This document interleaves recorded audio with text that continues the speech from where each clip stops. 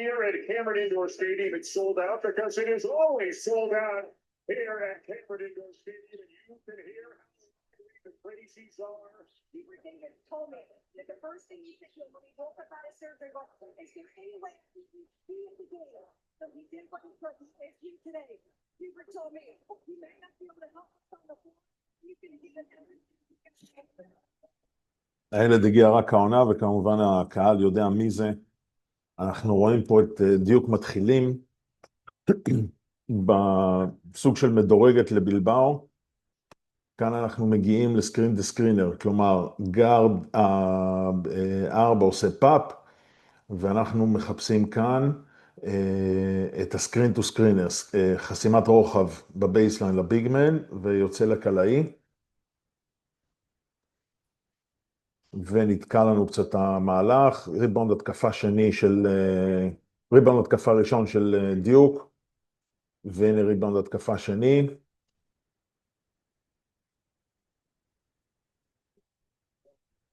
The first possession, North Carolina gets up 2 offensive rebounds to Duke.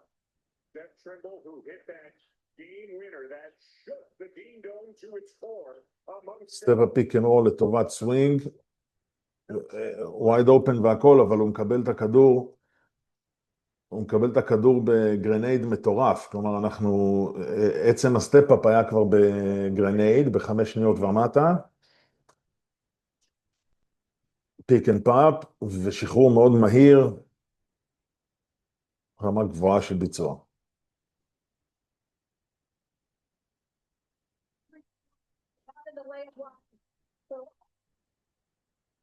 כן, יש פה בעיה עם הפאול הזה, כי הוא נגע לו בראש, וזה נחשב סוג של פלייגרנט.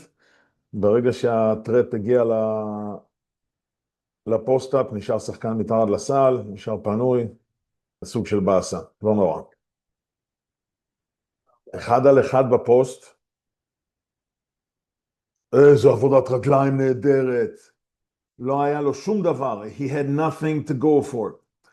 כדרור אחד לאמצע, כדרור שני לאמצע, אין שום דבר. 2 רגליים בצבע, פייק אחד, פייק שני, ספין מוב לאמצע. נהדר. בצורה ממש נהדר.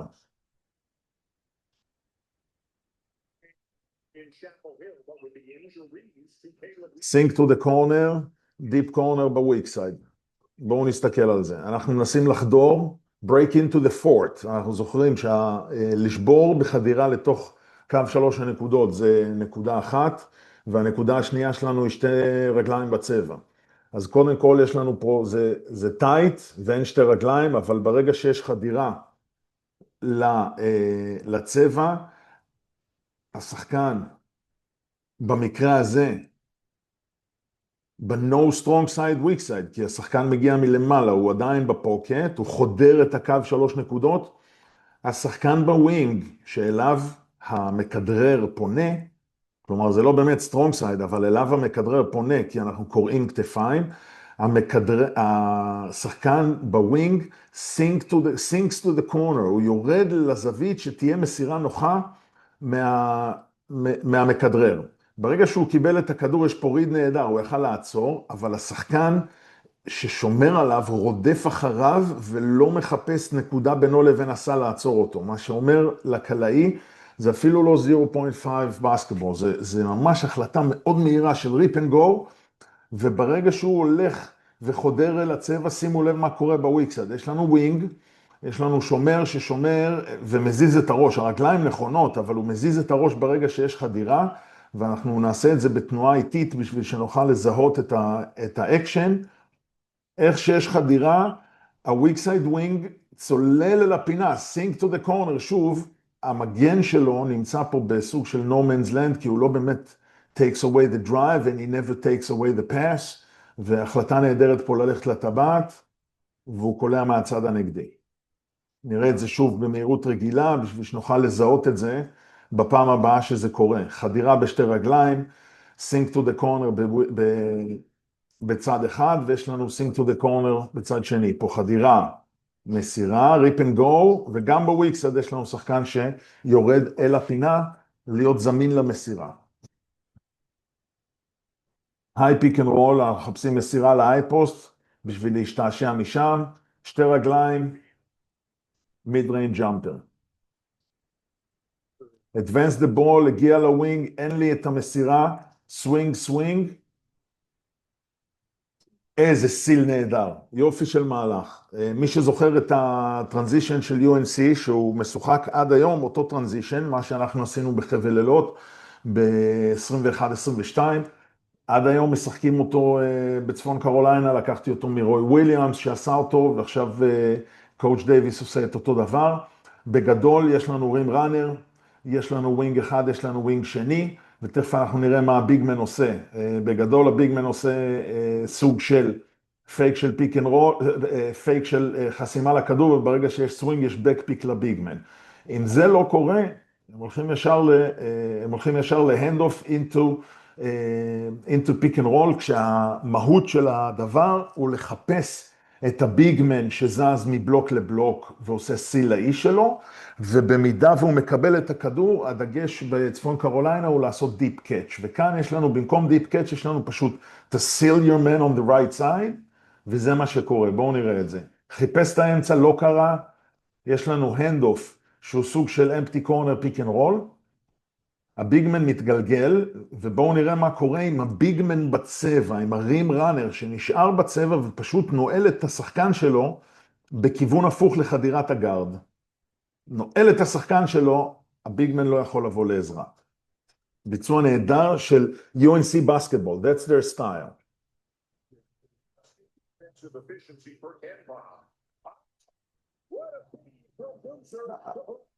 עבודה נהדרת, כולם קופצים על בוזר, זה הבן של, הוא גם גדול, הוא גם חזק, והוא גם מקבל החלטות טובות off the elbow. וזה מה שהוא עושה פה, סוג של hand off למיני פיק אנד רול קטן, ברגע שבאה העזרה בהגנה, הופה.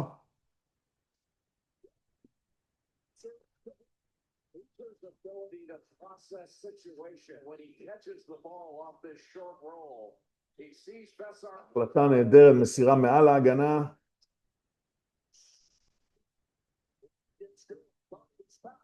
advance the ball, מסירה, צעד וחצי לדנק, אין לנו אפילו כדרור. צעד אפס, לא יודע, לדעתי היה שם צעד אפס, אבל זה ממש לא משנה, הרעיון הוא ש that's what the coach wants, that's what they're looking to do.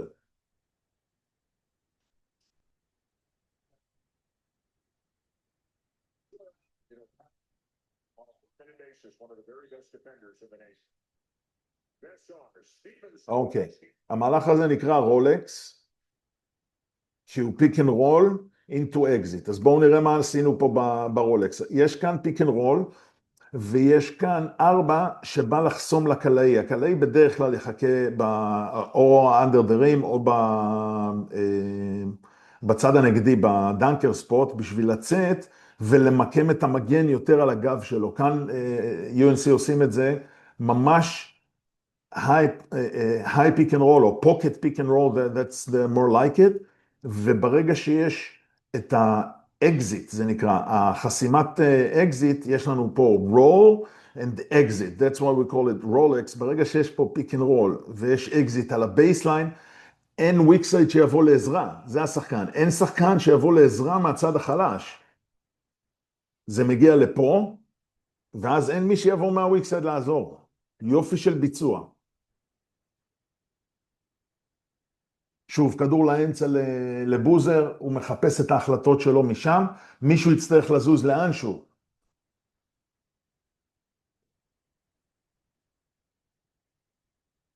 .5 בסקטבול, מסירה של בוזר, משם יש אקשן. למה? כי כולם היסטריים על בוזר, שהוא לא זה שיקח את הכדור לטבעת. הוא רואה שזה טיפה רחוק, בום, ה-close out, long close out, you attack to the ring, בום. Very nice. Very nice execution.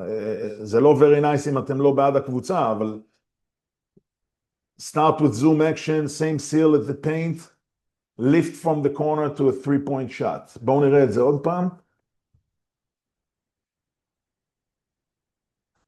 אנחנו נעשה, אני אשלח לכם לינק לטרנזישן של רוי וויליאמס, כשרוי וויליאמס מסביר את זה לפרן פשילה, לשדרן מדהים ומאמן עבר מאותר, הוא מסביר לו את זה באולפן, ומראה את זה באולפן של ESPN, ומשם, מהטרנזישן הקלאסי, יש כמה אקזיטים. אחד המשמעותיים שדייביס התחיל לעשות מאז שרוי וויליאמס עזב, זה את הזום אקשן, כלומר, screen away into a handoff, בזמן שהוא עדיין מממש את הרים ראנר שנשאר מתחת לסל, ועושה איזשהו סיל בצבע ומושך אש בשביל לצופף את ההגנה, גם אם הכדור לא נכנס פנימה, עצם זה שהרים ראנר נשאר אקטיבי בצבע. בואו נראה את זה. יש לנו את הזום אקשן, screen into handoff, ושימו לב שהוא יוצא לשבריר שנייה מה3 שניות, והוא נכנס חזרה לאותו סיל, ואז מהלחץ של העזרה מלמעלה, הנה ה-weak side עולה יפה, ממש by the book. רים ראנר מקבל את הכדור בדיפ קאץ', turn around layup.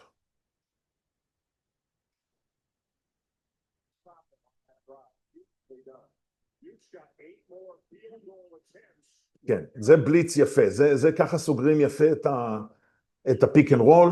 בואו נראה את המתפרצת של דיוק, נבין שמה שקרה פה זה דאוניל אופנס קלאסי. We drive to shoot. ברגע שניסו לקחת לנו את הדרייב, אנחנו ספאט-אפ שוטר. הקאץ' אנד שוט, האחוזים האלה כל כך גבוהים, החבר'ה האלה, וגם אתם ביחס אלינו, כל כך מוכשרים, שהקאץ' אנד שוט הזה הוא נפלא. זה קואץ' דייביס, למי שלא מזהה.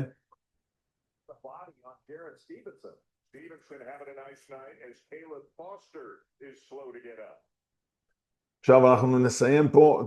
אוקיי, אנחנו נעצור כאן, כי אנחנו רואים שאנחנו עוד לא במחצית, והווידאו הזה די ארוך, אתם מבינים למה, עם קואץ' גניולין, היו לנו לפעמים סשנים של 2 ו3, אז במקום לעשות לכם סשן כזה ארוך ואגרסיבי, אנחנו ניקח את האקשנים שראינו כאן, נלמד אותם, נבין אותם, אלה אותם עקרונות של הדאוניל אופנס, ואתם תראו שכשאנחנו נפצח ונקלף, בעצם את האינטנסיביות ואת המהירות, אנחנו נראה שזה אותם אקשנים שהמאמנים שלכם רוצים היום, לרוב screen away into pick and roll, שזה נקרא zoom action, משם יש לנו את ה-spread the floor, אמיר עוזי אוהב 5 בחוץ, דניאל טרבלסי אוהב 4 בחוץ, 1 בפנים, זה היינו אח בעניין הזה, כי האקשנים האלה מאוד מהירים, חוץ מ-UNC שאוהבת לשחק ממש עם ביגמן 1 בפנים ועם ביגמן 1 חוסם ונע, שאר העולם משחק עם 4-1 לפרקים ו5-0 לרוב. אז זה אותו ראש, זה אותו רעיון, רק שאנחנו פה מדגשים אותו באיך אנחנו מנצלים אותו, ולהבין לאן אנחנו רוצים לקחת את זה. כלומר, where are we looking for these advantages? אז זה קליפ קצר מהמשחק של אתמול בין דיוק לצפון קרוליינה. אני קואוצ' רנגי, I'll see you around the ring. ביי ביי.